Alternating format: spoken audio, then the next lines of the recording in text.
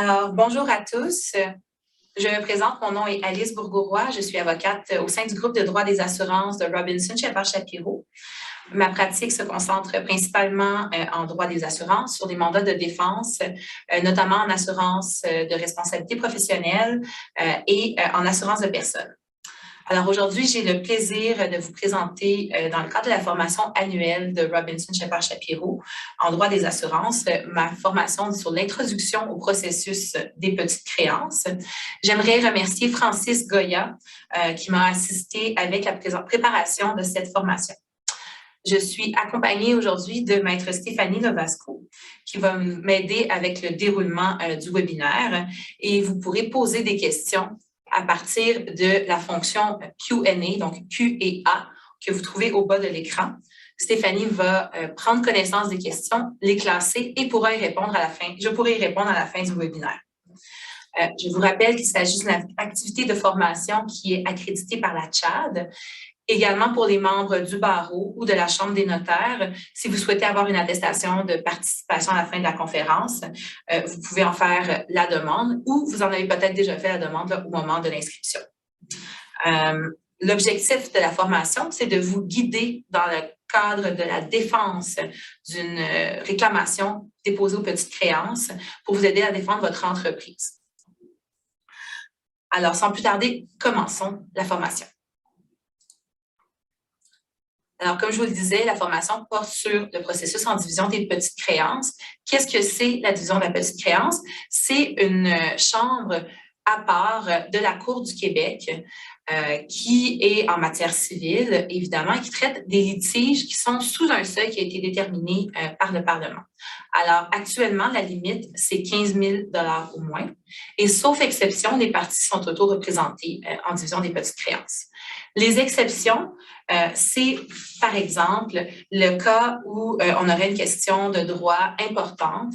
Dans ce cas-là, les parties peuvent faire une demande au gouvernement, au juge, pour être en mesure de se faire accompagner par un avocat, d'avoir un avocat qui fait des représentations.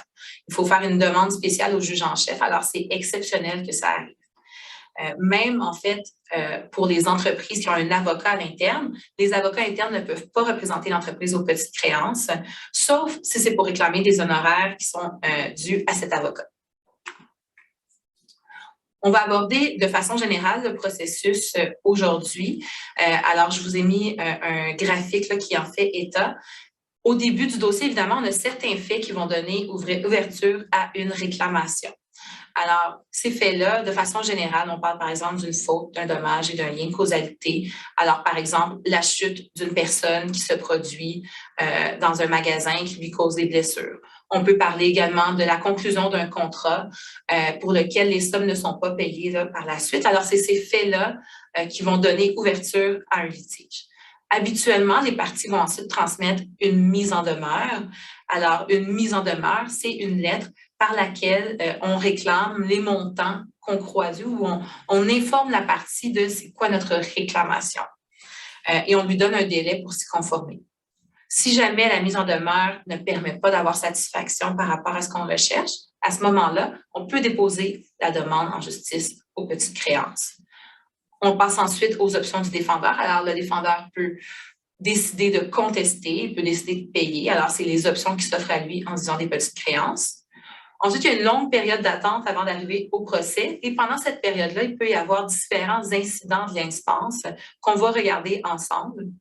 Et éventuellement, les parties vont recevoir une convocation pour le procès. Le procès va se tenir évidemment devant un juge de la division des petites créances qui va rendre un jugement.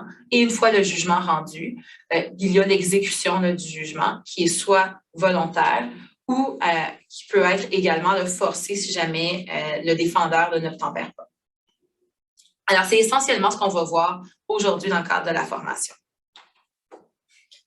Alors, commençons par l'introduction d'une demande en justice aux petites créances. Il y a certains critères pour être en mesure d'introduire une demande en justice aux petites créances. Alors, actuellement, comme je le disais, c'est un dossier de 15 000 $ au moins avant les intérêts. Alors, on ne calcule pas les intérêts quand on détermine si le dossier est admissible. On ne calcule pas non plus les frais de justice. Ça peut être également basé sur un contrat qui lui-même a une valeur de 15 000 ou moins.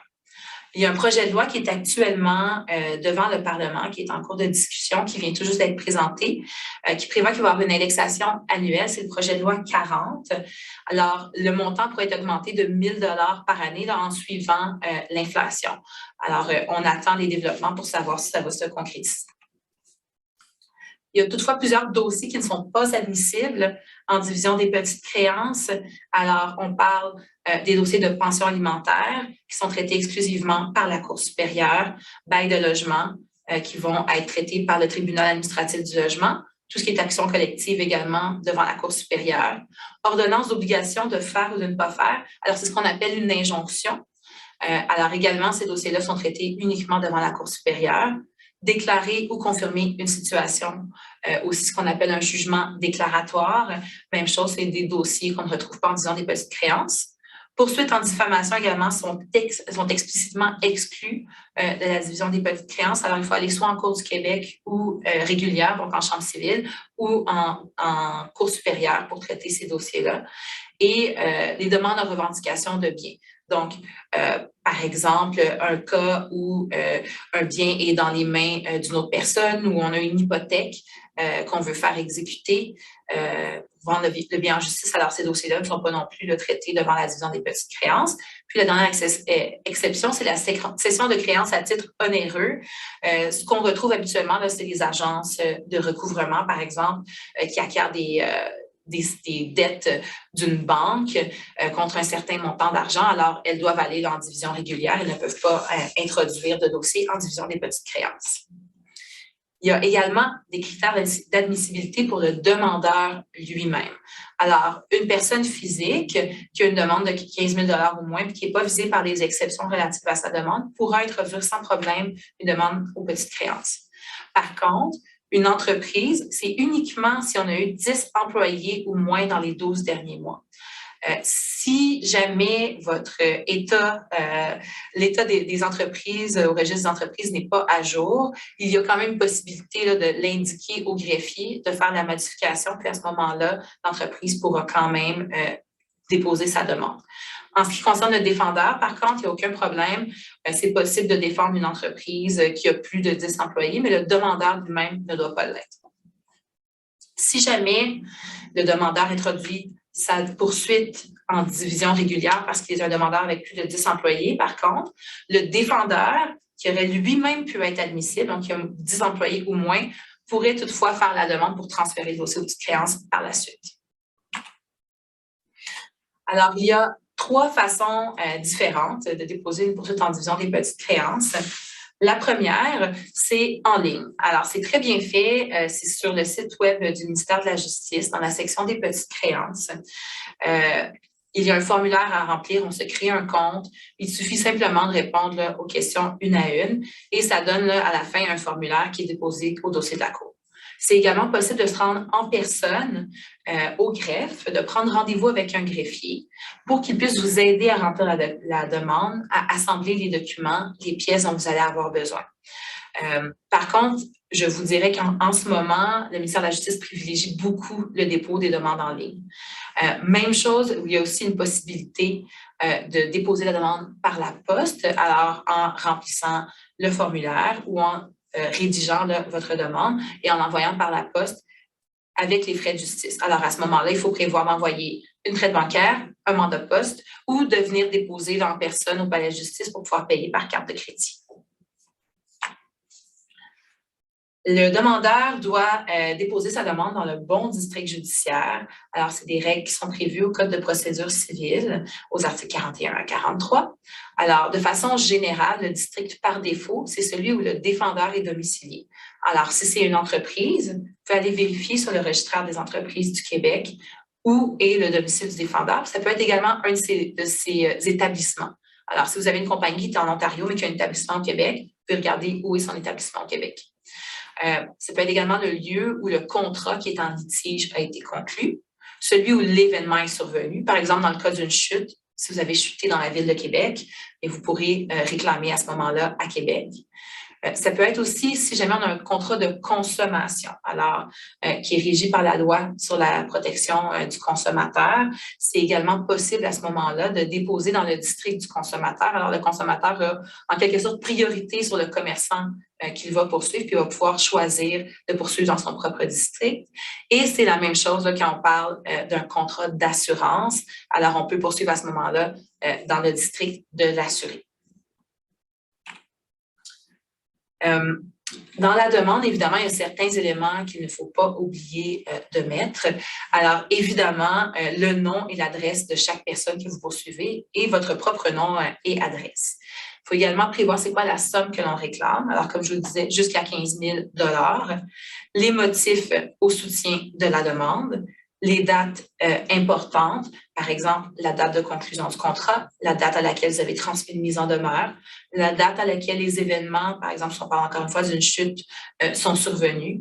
Alors, toutes les dates importantes pour votre réclamation qui donnent fait au litige doivent être inclus là, dans votre demande. Et évidemment, il y a aussi un formulaire pour le nom et l'adresse des témoins que vous pourrez aussi remplir ultérieurement, mais c'est toujours une bonne pratique là, de le faire dès le début du dossier. Finalement, on a les documents à déposer en preuve qui sont les pièces au soutien de votre demande qui permettent de faire valoir votre réclamation. Alors, une demande aux petites créances, ça ressemble essentiellement à ceci. Alors, c'est un cas fictif que je vous présente aujourd'hui et qu'on va suivre tout au long du webinaire. Alors, c'est la poursuite introduite par Marguerite Deschamps contre Super Magasin.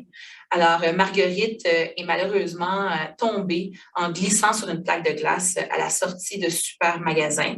Elle s'est fracturé le poignet. Elle a été en arrêt de travail pendant 2 semaines et elle réclame 2 000 $ en perte de revenus pour son arrêt de travail et 13 000 $ pour des dommages qu'on imagine être des dommages pour les blessures qu'elle a subies, la souffrance, les limitations, etc. Alors, on voit le formulaire, là, c'est vraiment le formulaire typique qu'on retrouve en disant des petites créances. Alors, c'est à ça que ça ressemble. Il y a aussi une possibilité, si jamais vous avez beaucoup plus d'informations à mettre, de simplement indiquer que l'information se retrouve en annexe.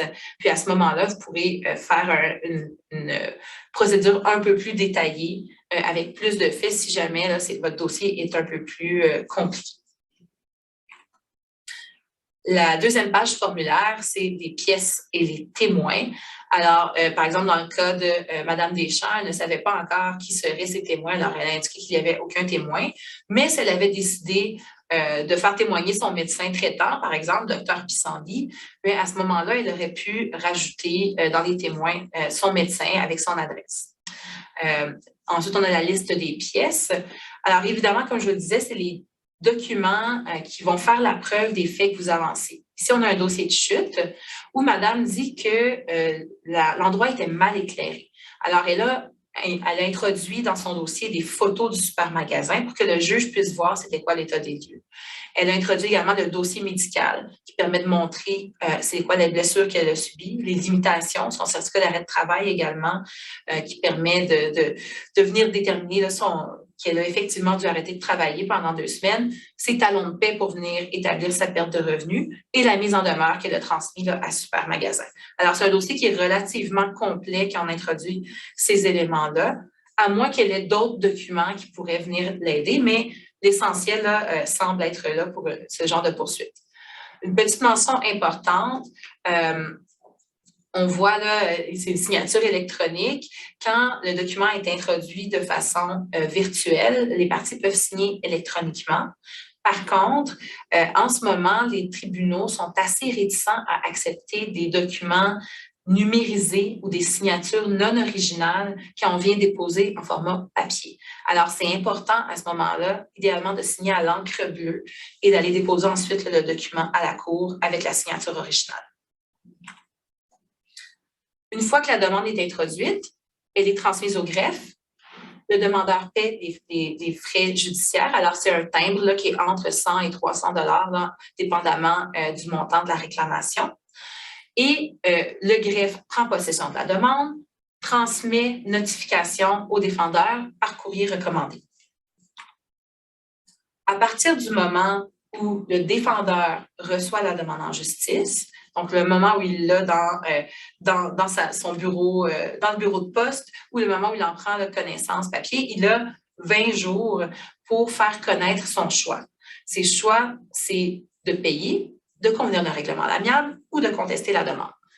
Le dépôt du choix du défendeur, c'est la même chose qu'avec la demande. Alors, ça peut se faire en ligne. Il suffit de se créer un compte et de répondre aux questions, de remplir le formulaire. Ça peut se faire également au palais de justice en se faisant assister par un greffier. Le cas échéant, évidemment, très important d'appeler avant et de prendre un rendez-vous. Et ça peut se faire également par la poste. Le défendeur peut aussi demander par écrit une prolongation du délai pour obtenir une copie des pièces et des procédures qui ont été déposées par le demandeur, parce qu'habituellement, ce qu'on reçoit, c'est uniquement la demande, mais on n'a pas les pièces. Ma recommandation, c'est effectivement de faire cette demande-là. Par contre, il y a des délais importants dans certains palais pour obtenir les pièces. Alors, de façon générale, c'est préférable de faire une défense qui est sommaire, d'obtenir les pièces et ensuite d'amender là, si jamais vous n'avez pas été en mesure d'obtenir les pièces à temps pour pouvoir répondre. Le risque, si jamais vous ne faites pas ça, c'est d'avoir un jugement par défaut qui est rendu le 21e jour. Alors, à partir du 21e jour, n'importe quel greffier pourrait décider de se saisir de la demande et de rendre jugement par défaut. Comme je vous le disais, le paiement, le règlement à l'amiable ou la contestation de la demande, ce sont les 3 choix du défendeur. Le jugement par défaut, alors, comme je vous disais, un greffier pourrait décider de prendre la procédure et de rendre jugement par défaut à partir du 21e jour. Par contre, le demandeur peut accélérer un peu le processus en disant, écoutez, moi, ça fait 21 jours, je constate qu'il n'y a aucune défense qui a été déposée dans le dossier, alors je demande un jugement par défaut. Puis à ce moment-là, il peut remplir le formulaire qui s'appelle « Déclaration pour jugement par défaut ». Ce formulaire-là est disponible sur le site du ministère de la Justice, aussi dans la division des petites créances.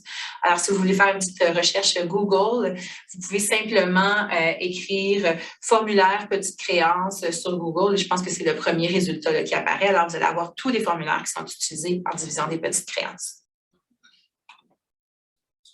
Si le défendeur décide de payer, il a 2 choix. Il peut soit payer au demandeur, suite à quoi il dépose au tribunal la preuve du paiement et une quittance donnée par le demandeur. Et à ce moment-là, le dossier est fermé. Ça doit toujours être fait, évidemment, dans les 20 jours. Le deuxième choix, c'est qu'il peut déposer le montant au greffier de la division des petites créances. Dans les 2 cas, quand on parle d'un paiement, il faut compter le montant qui est réclamé en capital. Donc, dans ce cas-ci, ce serait 15 000 $, les intérêts qui sont encourus, soit depuis la mise en demeure ou depuis la demande en justice, si jamais il n'y a pas eu de mise en demeure, et les frais de justice également là, qui doivent être payés. Si vous allez au greffe, normalement, le greffier pourra vous assister avec ça pour déterminer c'est quoi le montant qui est payable. À ce moment-là, si vous décidez de procéder de cette façon-là, il y a également un formulaire qui est fourni au défendeur avec la demande. Ça s'appelle paiement de la créance. Alors, il y a les 2 choix, comme je vous disais, on voit j'ai payé à la partie demanderesse ou je veux payer au greffe le montant réclamé. Ici, c'était 15 000 $, comme je vous le disais. Alors, on voit que le montant, c'est 16 297,50 $. Alors, il y a probablement là-dedans là, des frais de justice et un timbre judiciaire là, qui est inclus également. L'autre option, c'est le règlement à l'amiable. Encore une fois, si on est à ce stade-ci, c'est important de le faire avant l'écoulement du délai de 20 jours pour éviter qu'il y ait un jugement par défaut qui soit rendu alors que vous êtes encore en négociation avec la partie demanderesse. Ça peut être un règlement financier de l'affaire. Alors, Madame Deschamps, Supermagasin, vous paye un montant de 5 000 $ pour régler le dossier. Ça peut également être un autre type d'arrangement. Alors, quand je dis un autre type d'arrangement, par exemple, Madame est incapable de tondre la pelouse, alors peut-être que Supermagasin peut offrir d'aller tondre la pelouse chez elle pendant 1 mois. Il n'y a rien qui s'oppose à ça. Mais de façon générale, on parle plutôt d'un règlement financier, donc d'un montant là, qui est versé. S'il y a un règlement à l'amiable qui intervient, il y a plusieurs formulaires qui sont disponibles, qui sont également là, fournis avec les options du défendeur et qui sont disponibles sur le site du ministère de la Justice. Alors, on a ici le formulaire règlement à l'amiable où Supermagasin offre de verser 5 000 $ le 15 février 2022 et en contrepartie, Madame Marguerite Deschamps va donner quittance complète et finale. Alors ça, c'est les autres modalités là, qui sont rajoutées. Je vous suggère de rajouter une quittance dans ce formulaire-là si jamais vous l'utilisez. Ça rend la situation plus claire pour tous. Et si Madame accepte, à ce moment-là, elle peut signer également le document en confirmant son acceptation. Les parties peuvent ensuite décider de faire homologuer par le tribunal. L'homologation peut être utile si vous avez, pour s'assurer que la partie qui doit payer le montant le fasse, parce qu'à partir de ce moment-là, vous avez un jugement qui peut être exécuté. Alors, si Super Magasin, par exemple, refuse de payer le montant finalement en date du 15 février, Madame pourrait retourner dans la cour sans avoir besoin de faire la preuve des faits qui étaient au soutien de sa demande en disant, écoutez, on a une entente, elle est signée, voici la signature des parties et on s'est entendu pour un montant de 5 000 Alors, à partir de ce moment-là, on est en mesure là, de faire exécuter le jugement directement par un huissier au moment où on a un jugement qui est obtenu là, par la division des petites créances. Un autre formulaire qui est à la disposition des parties, c'est le formulaire de quittance règlement d'hésitement main levée. Alors, il y a 3 choix. C'est l'équivalent de l'avis de règlement hors cours qu'on a en Cour du Québec. Alors, on peut avoir, le premier choix, c'est le choix de quittance, où on inclut le montant. Alors, évidemment, si vous voulez que votre document reste confidentiel, puis que le règlement qui soit intervenu reste confidentiel, on ne choisit pas cette option-là, mais ça peut être possible, là, si jamais il n'y a pas d'objection à ça, de l'inclure là, directement dans le document de quittance. Ensuite, on a un règlement à l'amiable. Alors, à ce moment-là, on déclare simplement qu'il y a un règlement à l'amiable du dossier qui est intervenu, que le dossier est réglé à la satisfaction des parties. Puis, il peut également y avoir des cas où il y a un désistement, soit contre une ou l'autre des parties de la part de la partie demanderesse. Alors, un désistement, c'est la partie demanderesse qui renonce à son recours, qui dit « j'arrête mes procédures maintenant ». Si jamais il n'y a pas d'entente entre les parties, il doit être tenu de payer les frais de justice qui ont été engagés par le défendeur.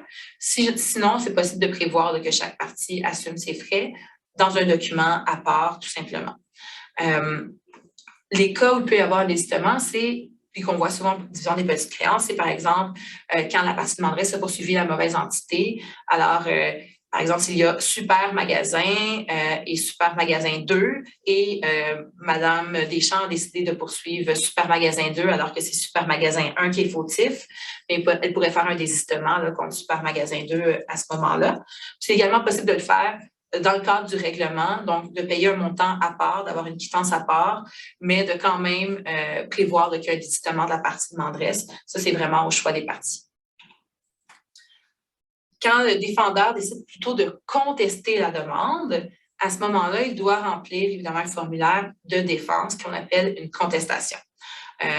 Ça doit toujours être déposé dans les 20 jours de la notification de la demande, puis le défendeur a un 10 jours additionnel par la suite pour aller déposer ses pièces au greffe. Alors, les pièces peuvent être transmises par la poste, peuvent être déposées directement en personne, mais on ne peut pas produire les pièces en ligne. C'est la même chose d'ailleurs pour la partie demanderesse. Dans la contestation, le défendeur énonce essentiellement sa version des faits et les raisons pour lesquelles la demande devrait être rejetée. Alors, le formulaire de contestation, ça ressemble à ce que vous voyez à l'écran. Encore une fois, c'est le modèle des petites créances et c'est ce que vous recevez là, par la poste avec la notification de la demande à remplir. Alors, ici, Super Magasin nous dit qu'il y avait une tempête de verglas cette journée-là, que c'est une situation exceptionnelle, que le commerce a été prudent et diligent, qu'ils ont mis de l'abrasif sur le sol pour éviter des accidents et qu'ils ont même installé une pancarte « Attention, glissant ». Ils prétendent également que les dommages sont exagérés, puis ils pourront faire la preuve puis expliquer au juge, au procès, pourquoi les dommages sont exagérés. Encore une fois, si le défendeur veut donner plus de motifs au sein de sa demande, c'est toujours possible de référer à une annexe et d'insérer des pages additionnelles. Si on le fait en ligne, c'est un peu plus compliqué d'agir de cette façon-là parce qu'il y a vraiment des caractères limités, mais ce serait possible de le déposer par la suite là, par la poste, donc de remplir en ligne, de payer en ligne et par la suite là, de transmettre l'annexe par la poste. Alors, on voit aussi les pièces qu'ils ont décidé de produire. Alors ici, heureusement, Super Magasin avait une vidéo de surveillance. Alors, on est capable de voir c'est quoi l'événement. Ils ont également un registre de leur entretien hivernal où on voit les moments où l'épandage d'abrasifs a été déposé. Ils ont mis l'historique des données météorologiques qu'on retrouve là, sur le site d'Environnement Canada. Puis, ils ont fait un rapport d'accident lorsque la situation s'est produite. Alors, ils ont également produit ces documents-là. Au même moment où on dépose la contestation, on paie les frais de justice, on dépose nos pièces, il y a également plusieurs autres options qui s'offrent aux défendeurs et qui sont également là, dans les formulaires qui sont remis avec la notification de la demande. Alors, je vais les passer avec vous. Alors, le premier, c'est la séance de médiation.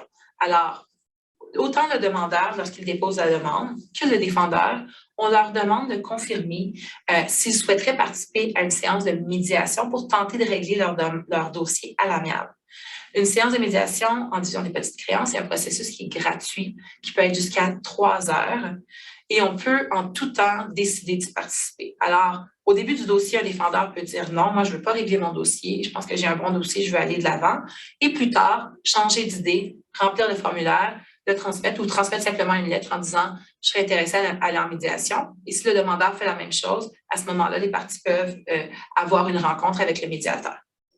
Alors, il y a la prémédiation qui est avant le dossier, puis on verra ultérieurement que même au moment du procès, les parties se voient offrir la possibilité d'aller en médiation. Essentiellement, c'est un petit formulaire là, à remplir, alors on décide oui ou non, je vais en médiation. Ensuite de ça, le défendeur pourrait demander de renvoyer le dossier soit dans un autre district ou devant un autre tribunal. Le greffier, au moment où il reçoit la demande, fait déjà un certain filtre par rapport au tribunal. On a vu tout à l'heure les exceptions. Alors, normalement, s'il y a une poursuite qui est de la diffamation, par exemple, le greffier devrait l'avoir filtré et avoir refusé de déposer la demande. Par contre, ça peut arriver à l'occasion que ça ne soit pas le cas ou qu'il y ait quelque chose qui soit tombé entre les mailles du filet. Alors, à ce moment-là, le demandeur peut soumettre puis demander le renvoi du dossier devant le tribunal administratif du logement, la CNESST, la Cour supérieure, la Cour du Québec, division régulière, etc., dépendamment du cas. L'autre chose, c'est qu'il peut également demander le transfert dans un district approprié. Par exemple, ici, disons que madame avait pris la poursuite à Chibougamau, eh bien, ça serait pas possible puisque Super Magasin est situé à Montréal, que les événements se sont produits à Montréal. Alors, à ce moment-là, Super Magasin pourrait déposer le formulaire et demander que le dossier soit retransmis dans le district de Montréal. Il faut par contre être vraiment dans une des situations là, qui sont identifiées par le Code. Alors, on ne peut pas choisir un district aléatoire, évidemment, puis on ne peut pas non plus évoquer des motifs en disant, ben moi, ce serait plus facile pour moi si le dossier était à Gaspé. Ça ne fonctionne pas, il faut vraiment tomber dans une des situations, puis il faut que la demande ait été déposée dans le mauvais district à la base. On peut également faire intervenir un tiers. Alors, il y a 3 types, là, je vous dirais, d'interventions qui sont possibles. Alors, une mise en cause, dans les cas où on veut rendre un jugement opposable à une partie. Alors, dans ce cas-là, on peut faire une mise en cause pour faire intervenir un tiers qui pourra venir faire valoir des motifs.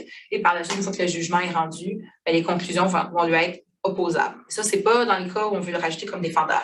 On peut aussi le rajouter, par contre, comme étant un défendeur additionnel, lorsqu'il n'y a pas nécessairement de lien de droit entre le défendeur et la personne qu'on veut faire intervenir au litige. Par exemple, si madame était avec son conjoint cette journée-là et que c'est son conjoint qui l'a poussé par terre, ben, on pourrait dire, écoutez, c'est pas moi qui est responsable, c'est monsieur qui l'a poussé par terre, alors je fais intervenir monsieur au litige en tant que défendeur additionnel. Et l'autre possibilité, c'est une demande en garantie. Alors ça, c'est les cas où on veut se faire indemniser parce qu'on a un lien de droit avec une autre partie et on dit, écoutez, oui, madame, par exemple, a marché sur le territoire de Super Magasin. Par contre, moi, j'avais un déneigeur qui avait un contrat de déneigement et avec lequel il avait des obligations pour épandre de l'abrasif puis s'assurer de la sécurité des lieux. Alors, à ce moment-là, on peut venir faire intervenir le déneigeur comme défendeur en garantie.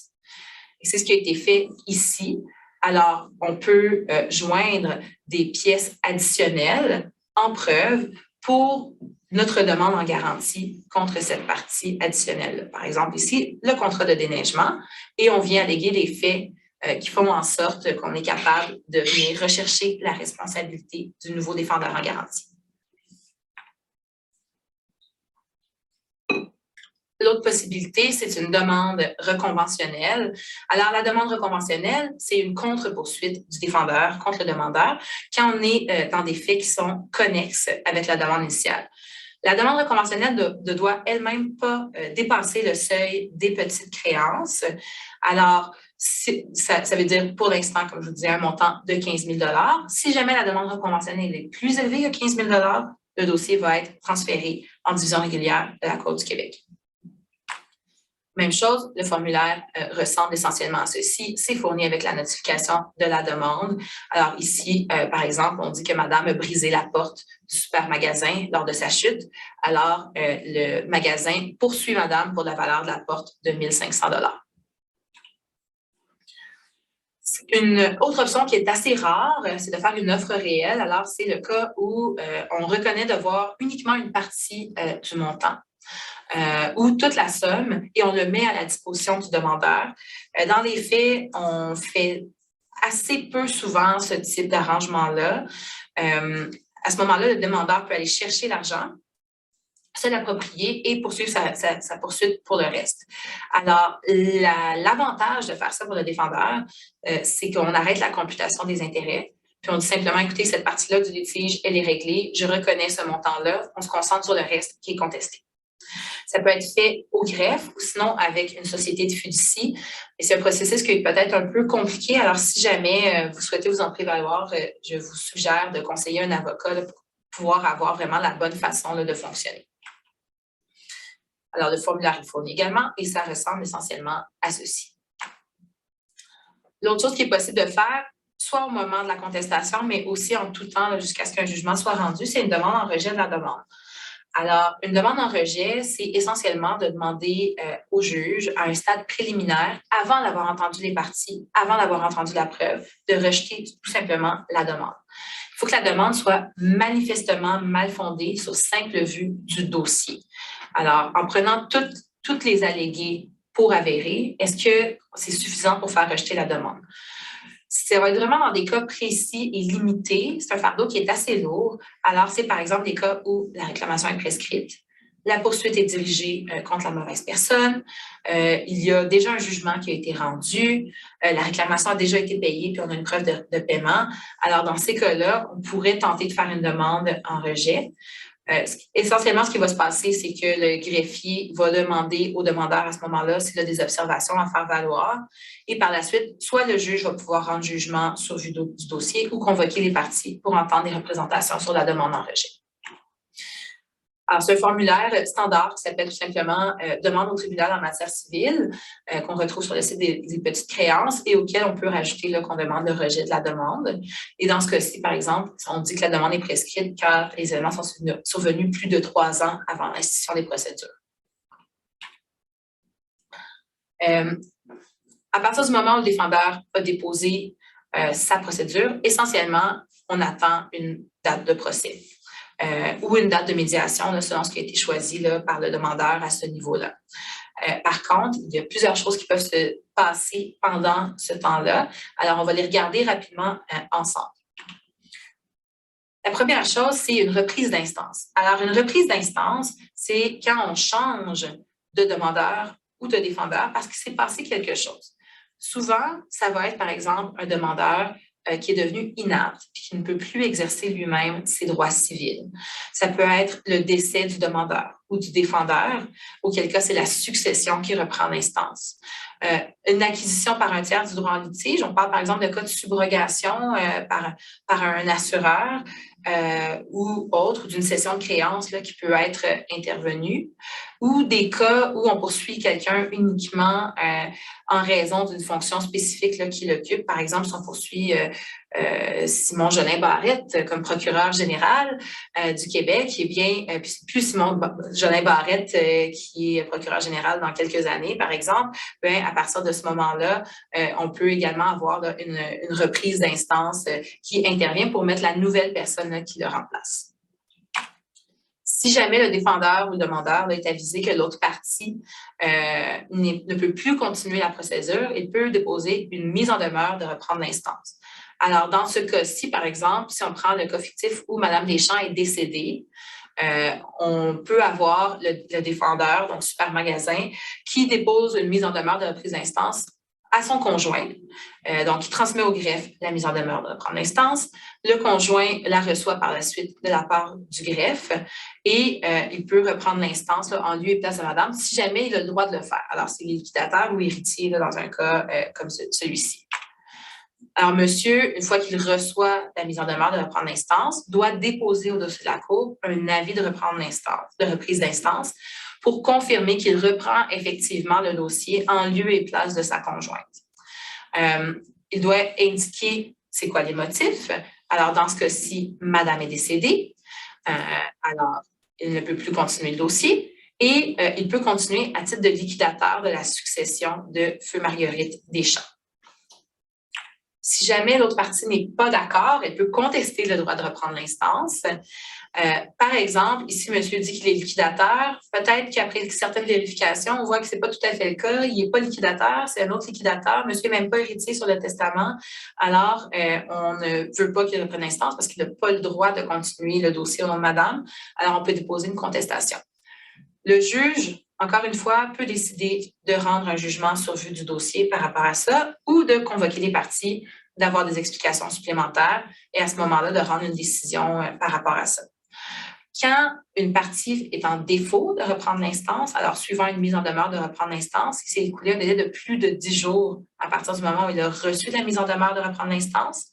Si on est en défense, on peut demander le rejet avec le formulaire de demande de rejet. Et si jamais on est en demande, on peut demander que l'audition se continue alors qu'on puisse obtenir un jugement sans que l'autre partie puisse faire des représentations. Il peut également avoir une jonction ou suspension d'instance. Alors, essentiellement, c'est quand on a des dossiers qui ont des faits similaires, qui sont connexes et qui devraient avoir une preuve qui est similaire. Alors, une jonction, ça va être entendu, deux dossiers essentiellement qui vont être entendus sur la même preuve, qui vont pouvoir avoir leur procès en même temps, ou on verse la preuve de l'un dans le dossier de l'autre. Puis une suspension, c'est généralement un cas où on a un dossier qui est devant une autre instance, donc devant la Cour supérieure ou devant la Cour du Québec en division régulière. Alors, à partir de ce moment-là, on peut demander que le dossier en division des petites créances soit suspendu le temps qu'on ait une décision ou un règlement dans l'autre dossier. Puis par la suite, on reprend le dossier en division des petites créances en ayant en tête ce qui s'est passé dans le cadre de l'autre dossier. Alors, il y a un formulaire, encore une fois, qui ressemble essentiellement à ceci. Dans ce cas-ci, par exemple, on dit que, bon, Mme Deschamps a poursuivi Super Magasin dans un autre dossier, elle poursuit propriétaire de l'immeuble. Alors, on demande de joindre les deux dossiers ensemble. Normalement, il faut que les deux dossiers, la valeur ne dépasse pas 15 000 quand c'est pour les mêmes faits. Alors, si c'est la même réclamation pour le même préjudice, on doit à ce moment-là se limiter à 15 000 Si jamais c'est des faits connexes, mais qui ne découlent pas de la même réclamation, qui ne sont pas le même préjudice, à ce moment-là, on pourrait avoir là, deux dossiers qui sont simplement joints. Puis si ça dépasse 15 000 ce n'est pas nécessairement problématique. Ça dépend des circonstances. Il peut y avoir différents faits qui font que ça ne fonctionne pas. Alors, encore une fois, si vous avez des questions à ce sujet-là, c'est toujours préférable là, de consulter un avocat pour avoir l'heure juste par rapport à votre cas particulier. Suspension d'instance, encore une fois, comme je vous disais, c'est essentiellement un cas où on veut suspendre l'instance parce qu'il y a un autre dossier là, qui est introduit devant un autre tribunal. Alors, il y a également un formulaire là, qui est disponible pour ça. En tout temps, également, les parties peuvent décider de modifier leur procédure.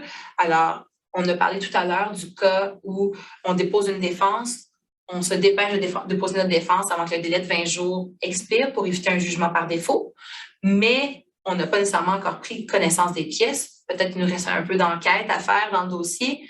Alors, on peut par la suite déposer une défense modifiée sans aucun problème. Et le demandeur peut également modifier sa demande pour rajouter des faits supplémentaires ou même pour réclamer des sommes supplémentaires tant qu'on reste dans le seuil des 15 000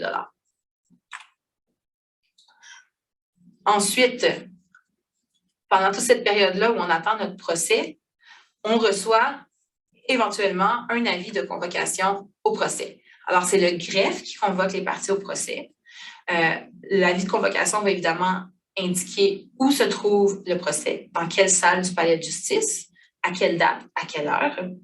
On le reçoit au maximum 3 mois et minimum 6 semaines avant la date de l'audience. Alors, ça vient assez rapidement, d'où l'importance d'avoir un dossier qui est le plus complet possible avant de recevoir l'avis de convocation. Mais la Cour nous invite quand même, si jamais on veut compléter notre dossier, on a un certain délai pour le faire à ce moment-là, alors de déposer les pièces, de demander les témoins, etc., comme on pourra le voir là, un peu plus tard. L'avis de convocation ressemble essentiellement à ceci. Alors, comme je vous disais, on voit la date, l'heure, la salle, les parties qui sont visées et le greffe nous donne un peu plus d'informations sur les différents types de documents qui peuvent être déposés pour compléter le dossier. Ça peut être assez long, avoir une date de procès en division des petites créances actuellement. Avec la pandémie, il y a beaucoup de délais qui ont été retardés, il y a beaucoup de procès qui n'ont pas eu lieu. Alors, il y a un article justement qui est sorti peu de temps avant la formation d'aujourd'hui dans le Journal de Montréal qui montrait certains délais là, par secteur. Alors, en ce moment, le délai moyen, selon le Journal de Montréal à Longueuil, c'est 1151 jours avant d'avoir un procès en division des petites créances à partir du moment où le demandeur là, introduit sa demande. Alors, ça peut être assez long, d'où l'importance de considérer la possibilité d'une médiation ou la possibilité de tenter de régler le dossier à l'amiable. Si jamais vous ne pouvez pas vous présenter à la date où on est convoqué, parce qu'on reçoit uniquement une date, là, on n'est pas toujours consulté à l'avance pour savoir si on est disponible. Il y a une possibilité de faire une demande de remise pour un motif sérieux. Alors, un motif sérieux, évidemment, ce n'est pas que vous travaillez cette journée-là parce qu'on s'attend que les parties prennent congé là, pour pouvoir assister à leur procès. Mais si vous avez déjà des vacances à l'extérieur du pays qui sont prévues, vous êtes extrêmement malade ou d'autres motifs de ce type-là, c'est possible de faire une demande de remise et de remettre à ce moment-là les documents nécessaires pour pouvoir justifier l'absence. Ça peut être également un de vos témoins principaux qui n'est pas disponible à cette journée-là pour une raison importante ou pour un autre motif sérieux. Alors ça aussi, ça peut être une raison de demander une remise. Pour faire la demande de remise, on la fait par écrit. Alors, ça peut être en transmettant une lettre au greffe. L'autre façon de faire, c'est par courriel. Alors, je vais vous montrer tout à l'heure sur le site de la division des petites créances de chaque palais de justice, en fait, vous retrouvez une section petites créances où on a une adresse courriel avec laquelle on peut communiquer avec le greffe. Alors, c'est une façon beaucoup plus rapide, de façon générale, pour avoir des réponses et pour avoir un retour. Vous pouvez également appeler au greffe là, pour avoir les informations, pour avoir l'adresse courriel avec laquelle vous pouvez communiquer, mais c'est vraiment pratique là, d'utiliser la fonction courriel. L'autre chose que vous pouvez faire également, c'est vous faire représenter par une personne qui n'est pas avocat. C'est des cas, par contre, qui sont généralement assez limités. On s'attend à ce que la partie puisse agir pour elle-même et surtout, si vous avez un témoignage à donner, vous devez le donner vous-même. Par contre, si par exemple, Mme Deschamps est extrêmement malade, est alitée à l'hôpital, elle pourrait donner le mandat à son conjoint qui est au courant des événements, qui était présent avec elle à ce moment-là, de la représenter pour le processus de petites créances et de rendre témoignage également. Alors, on peut remplir un formulaire à cet effet-là. Puis, en ce qui concerne une entreprise, c'est important que la personne qui représente l'entreprise soit habilitée à le faire, qu'elle soit autorisée. Alors, à ce moment-là, même chose, c'est préférable d'avoir un mandat, une procuration pour l'entreprise. Alors, en ce qui concerne la personne physique, alors, par exemple, Mme Deschamps, on a un formulaire de mandat de représentation qui est disponible sur le dossier de la Cour que vous pouvez remplir. Idéalement, on le fait le plus vite possible dès le moment où on est au courant. Madame ne pourra pas se représenter elle-même. On peut donner même le mandat au début du dossier pour recevoir les documents, traiter la réclamation, etc. Ça n'a pas besoin d'être uniquement pour le procès. Comme vous pouvez le voir, là, il y a plusieurs choix là, qui sont indiqués. On peut même donner le mandat à quelqu'un de régler le dossier à l'amiable pour nous. Alors, on peut utiliser ce mandat de représentation-là sans aucun problème. Quand on parle d'une entreprise, ce que ça prend, c'est une résolution. Alors, il n'y a pas de formulaire disponible sur le site des petites créances pour une résolution, mais c'est une résolution simple dans laquelle vous indiquez la date, de quoi il s'agit et que vous autorisez X personnes de l'entreprise, qui peut être un dirigeant ou un employé, pour représenter l'entreprise dans le cadre du dossier des petites créances. Alors ici, par exemple, on a Super Magasin qui a mandaté Alain Super pour le représenter au moment des procédures. Alors, on dit qu'il est autorisé à signer et déposer l'acte de procédure, faire les représentations à l'audition, faire la médiation ou régler le dossier à l'amiable, demander une remise, exécuter le jugement et donner des échanges, des instructions auprès des avocats ou l'assureur si jamais ce cas-là était applicable. Alors, on prévoit une résolution généralement qui est assez large, là, dépendamment de ce que vous souhaitez autoriser la personne à faire, mais il faut qu'il n'y ait aucun doute pour le tribunal que cette personne-là est mandatée pour l'entreprise. Et cette résolution-là, ou le mandat qu'on a vu, doit être déposé au dossier de la Cour avant le procès. Au niveau de ce qu'on retrouve de la preuve, alors, évidemment, ce qu'il faut rechercher, c'est de faire la preuve des prétentions que vous avez dans vos procédures. Alors, tous les éléments de preuve que vous allez déposer au dossier doivent viser à démontrer ces éléments-là. Il y a plusieurs moyens. Alors, la preuve écrite, c'est probablement la plus commune. Alors, une preuve écrite, c'est quoi? C'est un document, c'est une photo, c'est tout ce qui est papier, là, c'est ce qu'on appelle une preuve écrite. Au plus tard, ces documents-là doivent être déposés 30 jours avant le procès dans le dossier de la Cour. Alors, si votre dossier n'est pas complet lorsque vous recevez l'avis de convocation, c'est une très bonne idée de, dès maintenant, le compléter en rajoutant vos pièces additionnelles. On peut aussi avoir une preuve matérielle. Par exemple, Mme Deschamps, on lui reproche qu'elle portait des talons aiguilles au moment où la chute est arrivée. Alors, elle peut dire non, non, non, je n'avais pas de talons aiguilles, je portais des espadrilles. Alors, peut-être qu'elle a produit une photo de ses espadrilles, mais à l'audition, elle peut choisir également d'apporter sa paire d'espadrilles avec elle, de la montrer au juge pour montrer exactement quel type de souliers elle porte. Il peut également y avoir une preuve sur support technologique, par exemple, une vidéo, un enregistrement. À ce moment-là, c'est important de communiquer avec le greffe à l'avance pour lui permettre, excusez-moi, pour permettre de s'assurer que l'équipement est disponible pour pouvoir entendre la preuve. Ça peut arriver à l'occasion que le tribunal va accepter des éléments de preuve qui sont déposés à la toute dernière minute au moment du procès. C'est à la discrétion du juge. Par contre, ça peut être de nature à prendre notre partie par surprise. Alors, le juge pourrait également décider de mettre de côté ces éléments de preuve-là en disant non, moi, j'utilise uniquement ce qu'il y avait dans le procès à ce moment-là. Alors, c'est très risqué de le faire. Si jamais vous avez un doute, vous avez découvert quelque chose à la dernière minute, vous voulez absolument l'apporter, c'est préférable, évidemment, de le présenter au juge puis de voir c'est quoi la décision, mais si vous l'avez d'avance, très important de le déposer là, dans les délais. Et finalement, le dernier type de preuve qu'on a, c'est la preuve testimoniale, donc les témoignages qui vont être présentés là, à la cour. On peut avoir deux types de témoins, des témoins ordinaires qui sont là pour relater les faits ou un témoin expert qui vient éclairer le tribunal en donnant une opinion ou une interprétation par rapport à ce qui s'est passé dans le cadre du litige. Par exemple, dans le cas de Mme Deschamps, peut-être qu'elle va avoir un médecin qui va venir expliquer c'est quoi les séquelles qu'elle a subies, c'est quoi ses limitations, les choses qu'elle n'est plus capable de faire là, actuellement. De façon générale, le témoignage va être rendu en salle d'audience. Alors ça, c'est la règle. C'est la même chose que devant la cour régulière. Par contre, il y a également possibilité aux petites créances de déposer une déclaration écrite. Il n'y a pas une règle qui empêche une déclaration écrite dans certains cas.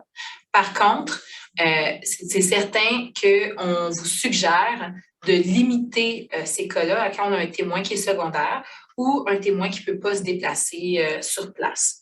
Alors, si jamais il y a des questions de crédibilité, ce n'est pas le temps de faire une déclaration écrite, là, à moins vraiment que la personne ne soit pas en mesure de se déplacer du tout. Les parties peuvent venir accompagner leur témoin, tout simplement. Si c'est votre voisin, peut-être qu'il va venir vous aider sans problème. Si vous avez un doute par rapport au fait que le témoin se déplace, il faut aviser le greffier qui, à ce moment-là, s'occupe d'envoyer des citations à comparaître au témoin. Il faut aviser le greffier au moins 30 jours avant l'audition et le témoin doit recevoir sa citation à comparaître au plus tard 10 jours avant. Alors, on passe par le greffier.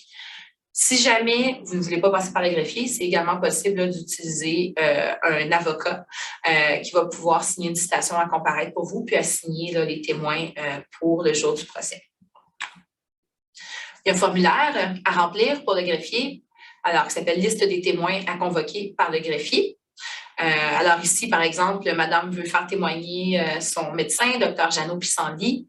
Alors, elle remplit les informations, elle indique c'est quoi l'objet du témoignage et le greffier s'occupe de convoquer le témoin en transmettant la citation à comparaître. L'autre façon, comme je vous le disais, c'est un témoignage écrit.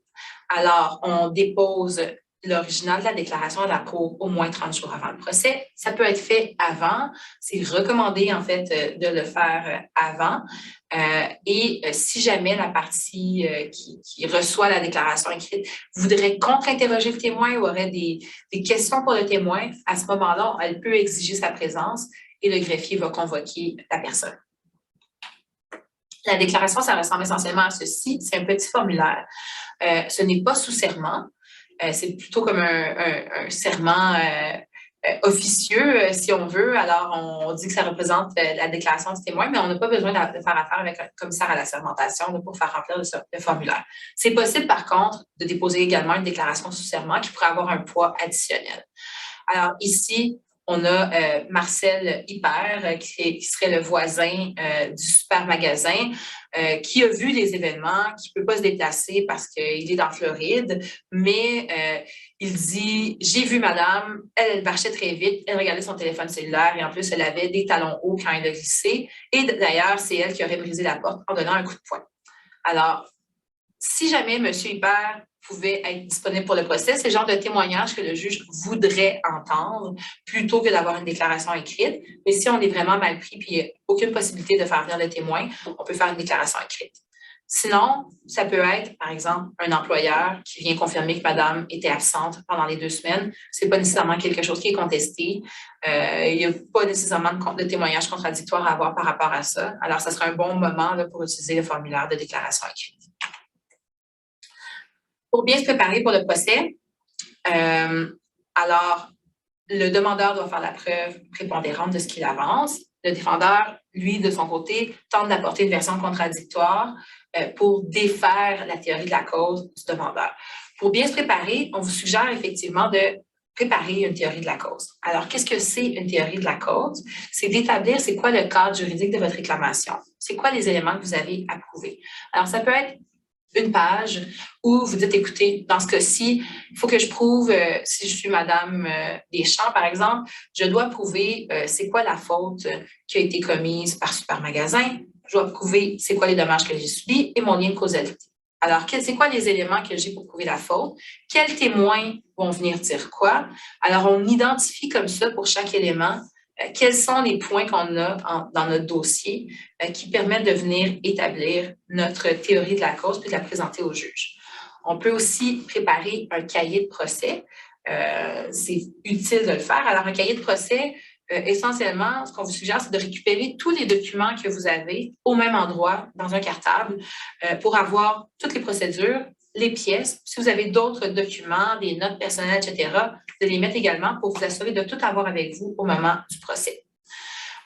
Si vous avez des témoins que vous convoquez, c'est important de les appeler à l'avance, de les aviser, de revoir leur dossier avec eux, confirmer c'est quoi leur version des faits, c'est quoi la version qu'ils vont venir apporter avec le tribunal.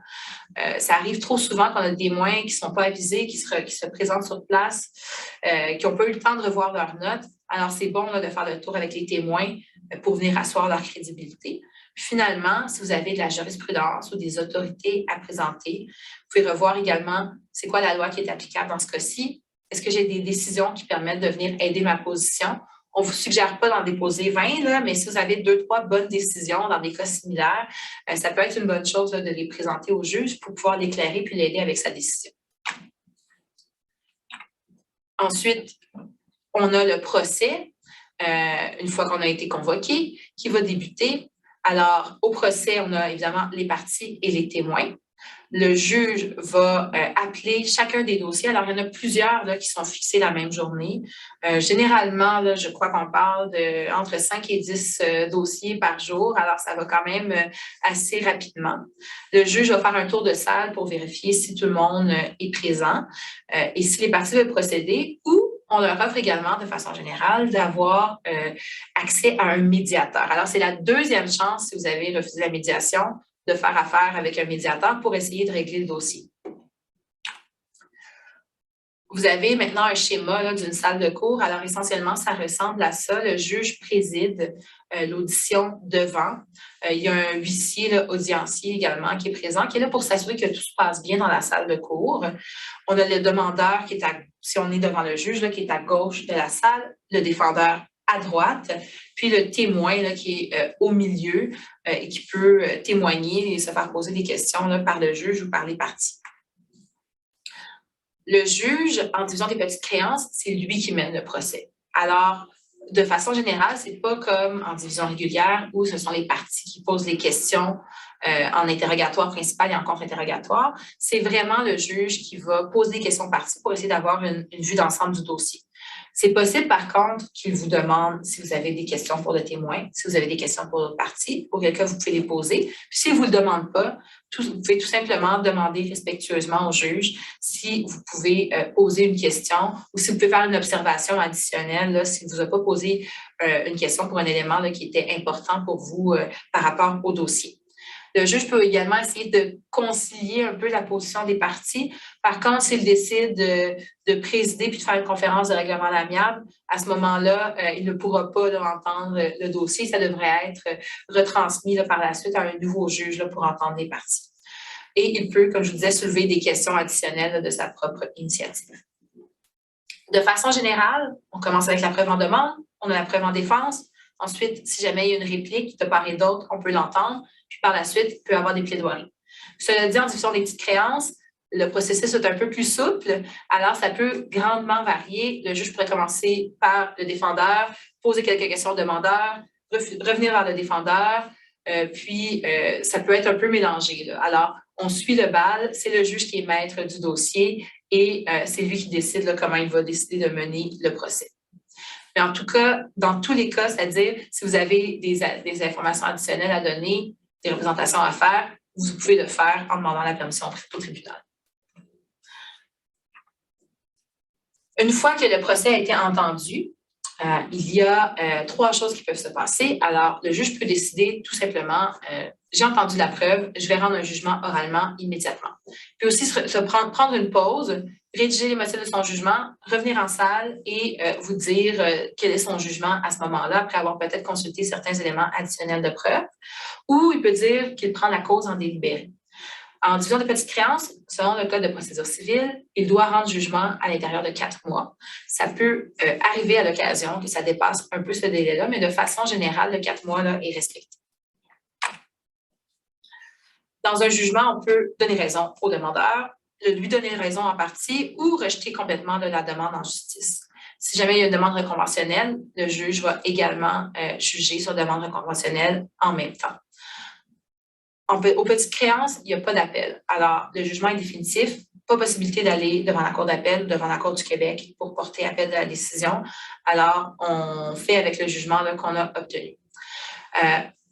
Selon le projet de loi 40 qui vient d'être déposé, une chose qui est suggérée dans ce projet de loi-là, c'est que pour les cas de 3 000 $ et moins, le juge pourrait rendre jugement sur dossier à tout moment, là, donc avant l'audition, à condition d'avoir le consentement des parties. Alors, c'est quelque chose qui peut être intéressant là, pour éviter un déplacement à tout le monde.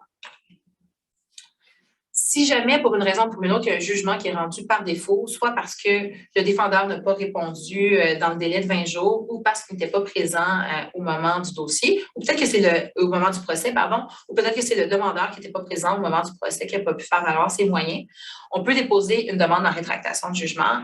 Il y a un formulaire également. Alors, c'est 30 jours à partir du moment où on a connaissance du jugement, mais pas plus de 6 mois à partir du moment du procès.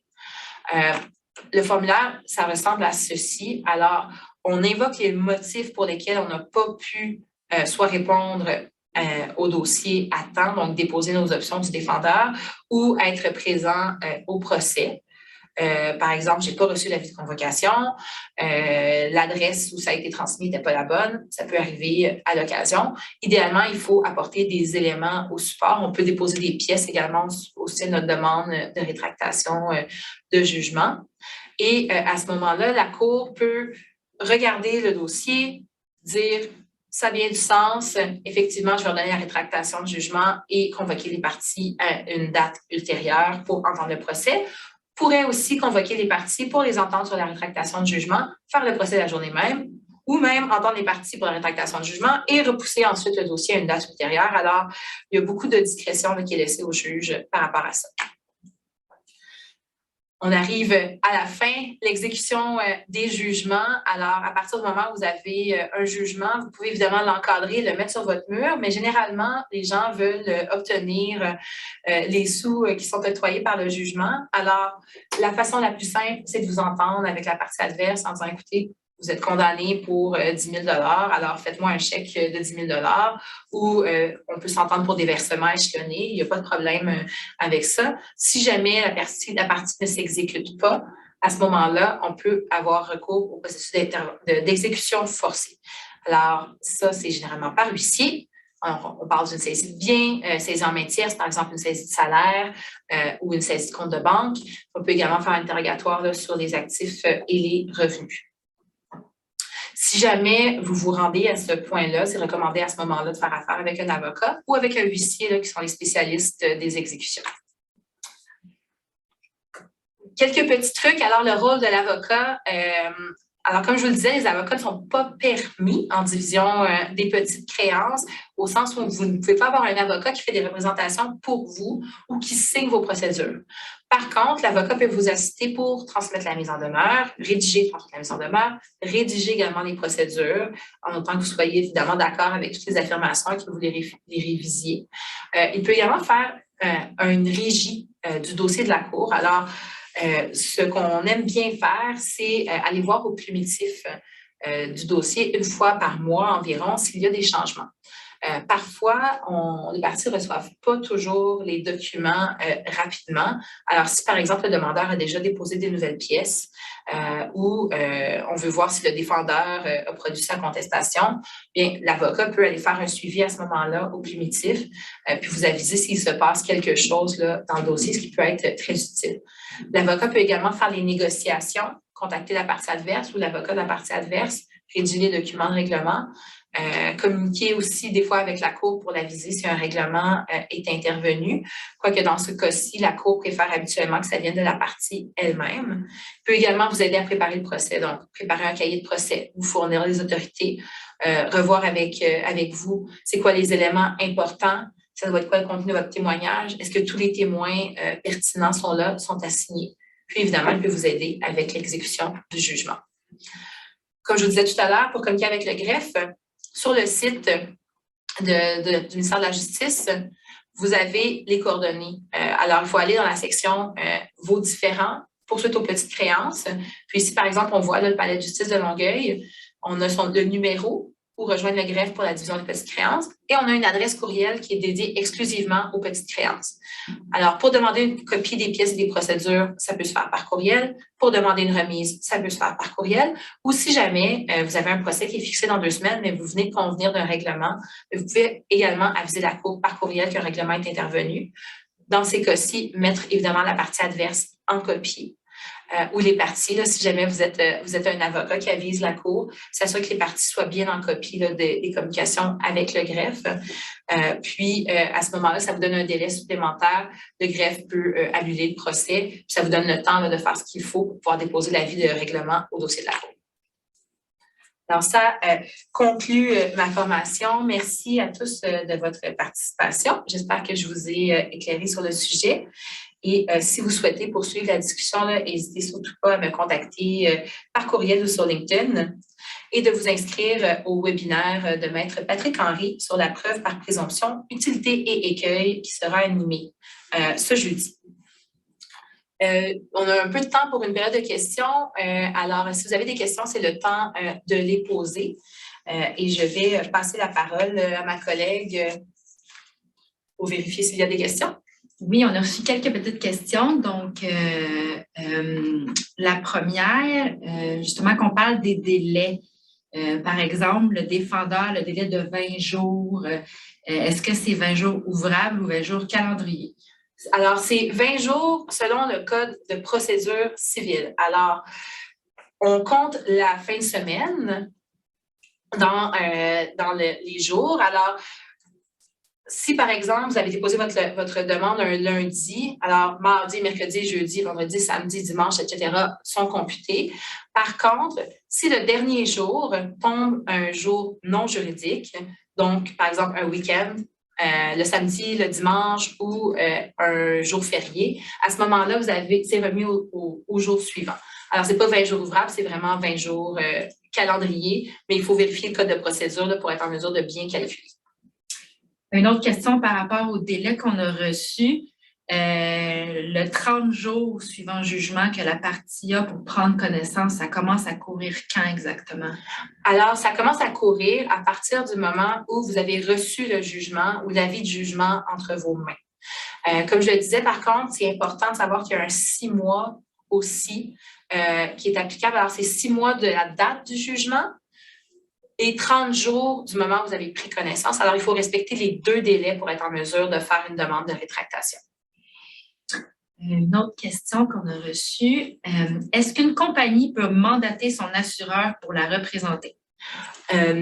Non. Alors, quand on est une compagnie, ça doit être soit un employé ou un dirigeant de la compagnie. Par contre, ce qu'on voit de plus en plus dans les dossiers de petites créances où il y a des assureurs, c'est que l'assureur dépose une intervention volontaire au dossier de la cause qui lui permet de venir faire des représentations.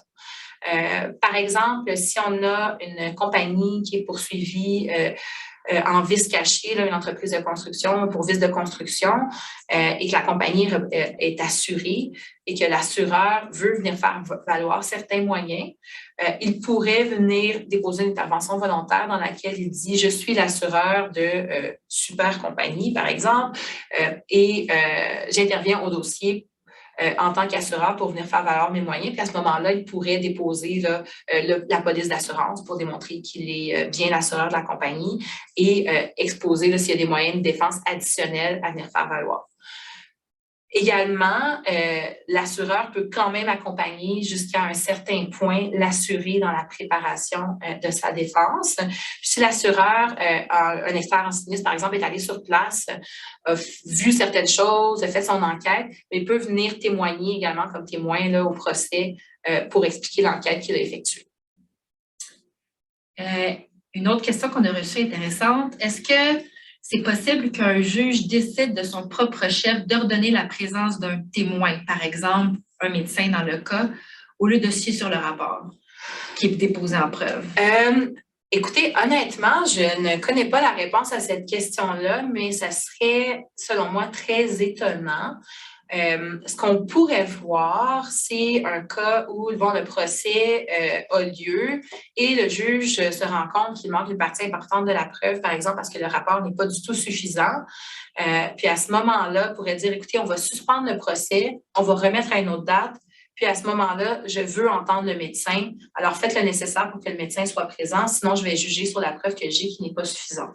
Alors, ça, c'est quelque chose qui pourrait peut-être arriver, mais je n'ai pas connaissance d'aucune situation où le juge, avant le procès, aurait décidé d'ordonner la présence d'un témoin. On a d'autres questions qui arrivent, mais compte tenu de l'heure, peut-être une dernière question, mais inviter les gens à t'écrire, Alice, oui. pour le reste. Donc, je vais donner une dernière question. En ce qui concerne la médiation proposée, est-ce que ce doit être toutes les parties qui veulent participer pour que cela fonctionne? Alors, oui, effectivement, au Québec, on ne force pas la médiation. Alors, autant en division des petites créances qu'en division régulière, là, il faut absolument que toutes les parties là, soient d'accord pour aller en médiation. C'est un peu pour ça qu'on a deux chances. Souvent, les gens refusent là, au moment de remplir le formulaire, mais par la suite, au procès, il y a un médiateur sur place qui est présent à côté du juge. Alors, ça peut être là, une deuxième chance de convaincre l'autre partie là, d'aller en médiation avec nous.